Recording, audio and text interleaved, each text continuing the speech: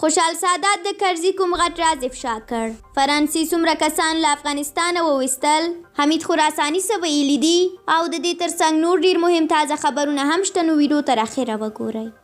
خوشحال سادات د ټاکنیز شکایتونو کمیسیون پخوانی مشر عبدالستار سادات د کورنیو چارو وزارت پخوانی ستر امنیتي معین خوشحال سادات وروستیو څرګندونو ته غبرګون ښودلی دی. ستار سادات وایي چې خوشحال سادات به په ویاړ سره ویل چې هره اونۍ د 1500 طالبانو مړي شمارم. واضح وه چې که طالبانو میاشت کې 2000 تلفات لرلی وای ختمېدل، خو اصل کې ملکي خلک پښتانه وژل. اوس څنګه د پښتنو خواخوږی شو؟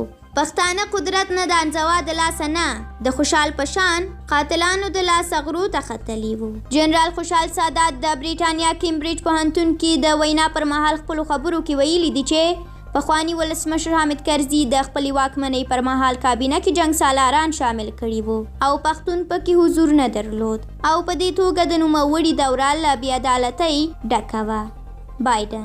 بایدن له افغان کډوالو سره د مرستو لپاره نوې بودیجه لاسلیک کړې ده. د سپینې ماڼۍ د معلوماتو له مخې بایدن تازه هغه بودیجه منظوره کړې ده چې د افغانستان کډوالو د ځای پر ځای کولو او ملاتړ لپاره ځانګړې شوې ده.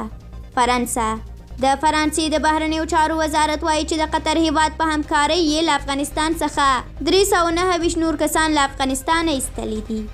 پنجشیر د پنجشیر د امنیت امیر عبدالحمید خراساني تایید کړې ده چې دغه ولایت د والي مولوي قدرت الله پر موټر د کابل ښار په 4مه حوزه کې چاودنه شوې ده. هغه ویلي دي چې په چاودنه کې نوموړي ته زیان نه دی وخت.